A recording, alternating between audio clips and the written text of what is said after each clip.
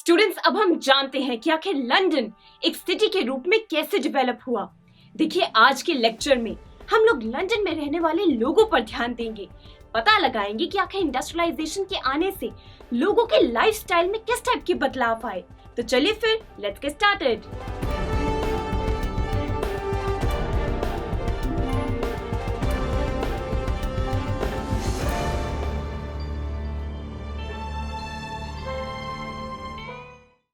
दोस्तों, इंडस्ट्रियलाइजेशन के कारण जब लंदन एक सिटी के रूप में डेवलप हो रहा था, तब जानते हैं ट्रांसपोर्टेशन, हाउसिंग के अलावा लंदन की सोसाइटी में और भी बहुत से बदलाव आए। एक नई चीज सामने आई। ये देखा गया कि जैसे जैसे लंदन में डेवलपमेंट्स हो रही थी, वैसे ही लंदन में रहने वाली फैमिलीज, उनके बीच का बॉन्ड कमजोर पड़ने लगा था। सवाल उठता है कि अब इंडस्ट्रियलाइजेशन और फैमिली में जो बॉन्ड है उसका आपस में क्या लेना देना है। फ्रेंड्स, मैं आपको बताती हूँ। देखिए, लंदन में रहने वाली फैमिलीज के बीच बॉन्ड कमजोर इसलिए हो रहा था क्योंकि उसकी पहली वजह तो ये रही फ्रेंड्स कि जैसे जैसे लंदन में फैक्ट्री सेटअप होने लगी, तब जानते हैं मार्केट की नीड्स को पूरा करने के लिए लंदन में मेन और वुमेन दोनों को फैक्ट्रीज में जॉब्स मिली।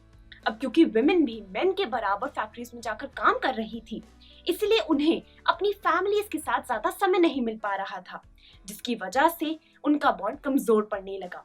वहीं दूसरा कारण ये रहा दोस्तों कि लंदन में ऐसे बहुत से परिवार थे जहां पर मेन का ये मानना था कि वुमेन की रिस्पॉन्सिबिलिटी होती है घर में रहकर बच्चों को संभालना, घर के काम करना, ना कि फैक्ट्रीज में जाकर मनी अर्न करना, जॉब करना। अब फ्रेंड्स, इसी थॉट की वजह से बहुत सी फैमिलीज में टेंशन बढ़ने लगी और जानते हैं बहुत ज्यादा डिवोर्स रेट भी बढ़ने लगा। तो ये तो बात हुई कि आखिर फैमिलीज के बीच बॉन्ड कमजोर क्यों पड़ा। साथ में दोस्तों एक और चीज सामने आई। ये देखा गया कि इंडस्ट्रियलाइजेशन की वजह से बहुत सी फैमिलीज को फाइनेंशियल प्रॉब्लम को फेस करना पड़ा। देखिए, जैसे जैसे टेक्नोलॉजी आ रही थी, एडवांस टेक्नोलॉजी, वैसे ही फैक्ट्री ओनर्स ज्यादा से ज्यादा मशीन्स का यूज करने लगे। फैक्ट्री ओनर्स ने सोचा, जब हम मशीन से ज्यादा प्रोडक्ट्स बना सकते हैं कम दामों में, तो फिर क्यों ना विमेन वर्कर्स को जॉब से निकाल दिया जाए। अब ऐसे में फ्रेंड्स, सभी विमेन ने, ज्यादातर विमेन ने अपनी जॉब्स को खो दिया।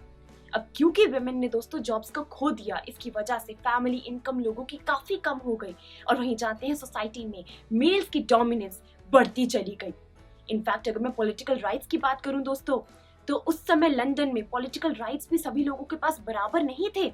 जैसे कि मेन के केस में देखा गया है कि बहुत सी मूवमेंट का सहारा लिया गया ताकि मेन को वोटिंग राइट्स मिल सके, दोस्तों उन्हें अपने अधिकार मिल सके। जैसे कि अगर हम कुछ एग्जाम्पल की बात करें तो जानते हैं फ्रेंड्स, चार्टिज्म मूवमेंट के जरिए मेन ने वोट करने का अधिकार मांगा।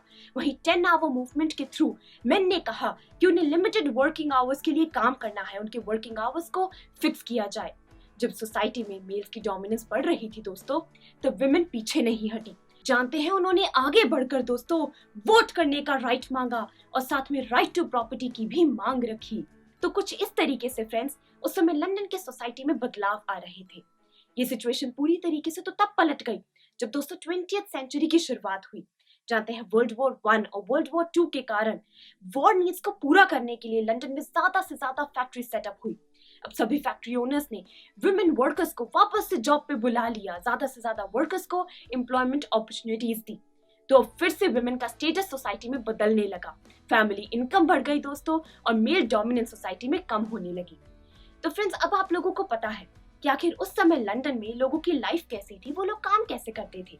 परंतु अगर आपने ध्यान दिया हो तो दोस्तों इस चैप्टर का नाम है वर्क, लाइफ एंड लेजर, यानी कि लेजर में अभी हमें बात करनी है।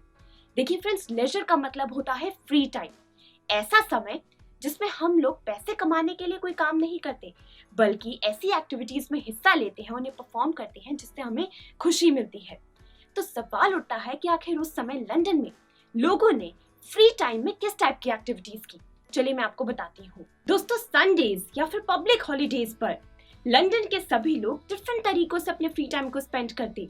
जैसे कि कुछ लोग तो बीचेस पर जाकर गेम्स और सनबाथ को एंजॉय करते, कुछ लोग अपने घर पर डिनर पार्टीज होस्ट करते या फिर क्लब्स, पब्स जाकर ड्रिंक्स एंजॉय करते।